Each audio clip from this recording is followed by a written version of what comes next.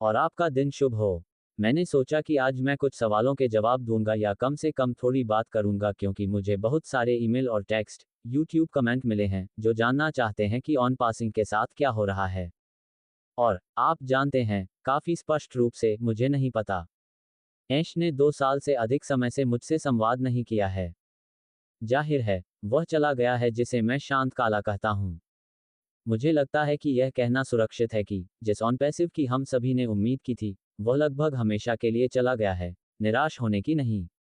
मेरा मतलब है, अभी भी फीनिक्स की तरह, आप जानते हैं, राख से उठना, कहानी खत्म नहीं हुई है। ONPASSIVE के खिलाफ SEC मुकदमा वर्तमान में मार्च वर्ष तक रोक दिया गया है।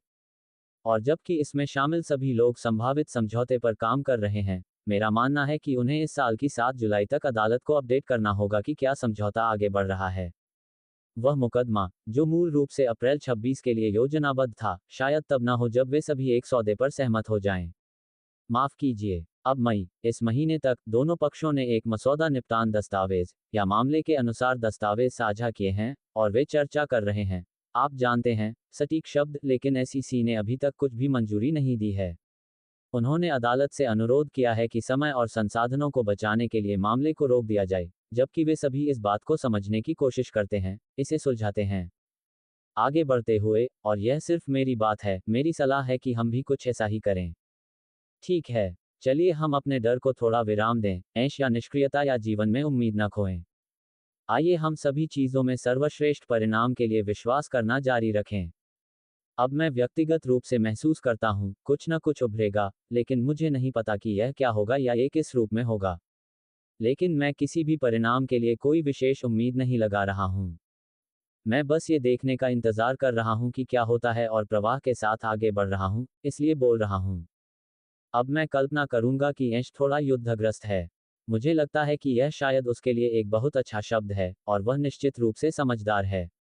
लेकिन, आप जानते हैं, वह अभी भी वही आदमी है जो वह तब था जब हमने ये चीज शुरू की थी। तो चलिए अभी चीजों को छोड़ना नहीं चाहिए। मेरा मतलब है, उसने ये भी कहा कि आखिरकार जो भी उभरेगा वह निष्क्रियता नहीं होगी जिसकी हम उम्मीद कर रहे थे या उम्मीद कर रहे थे। और मुझे अभी भी लगता है कि उसके सामने काफी संघर्ष है। फिर भी, हर मोड़ और हर कदम जो उठाया गया है और हम उठाते हैं और जो उठाया गया है और उठाया जाएगा, ये सब यात्रा का हिस्सा हैं। इसलिए जब तक हम प्रतीक्षा करते हैं, आइए हम अच्छाई और सकारात्मक परिणाम में विश्वास करना चुनें। आइए हम दिल की शक्ति में विश्वास करें।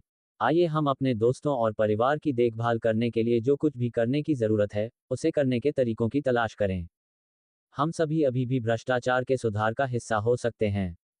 आइए, आप जानते हैं, ऐश और उसके परिवार के लिए आशीर्वाद देना और अच्छा बोलना जारी रखें।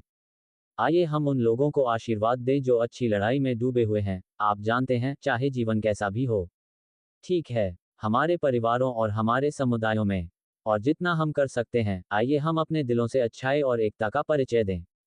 अगर हम इसे दुनिया में डाल दें, तो आप दुनिया को एक बेहतर जगह बना सकते हैं। और इस तरह, आप जानते हैं, हम सभी मानवता को थोड़ा ऊपर उठाने में मदद कर पाएंगे। लेकिन मैंने यहाँ एक गाना बनाया है।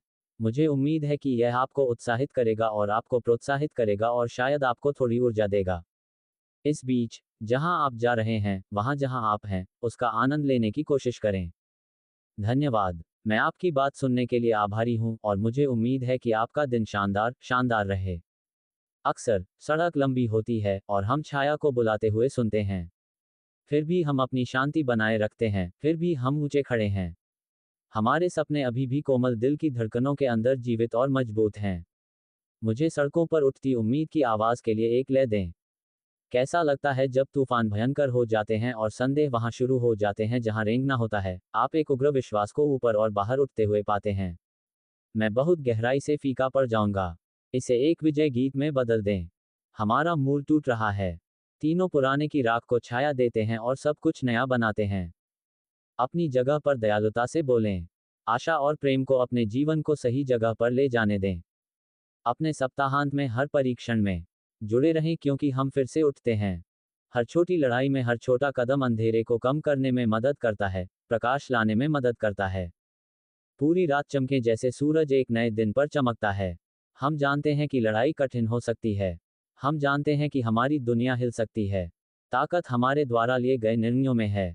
खुले हाथों और खुले दिलों के साथ हम उस धारा के बारे में चल सकते हैं। हमने एक वॉकर लव कहावत से एक ऐसी दुनिया बनाई है जो पास बढ़ती है। दयालुता से बोलें, अनुग्रह के साथ सपने देखें।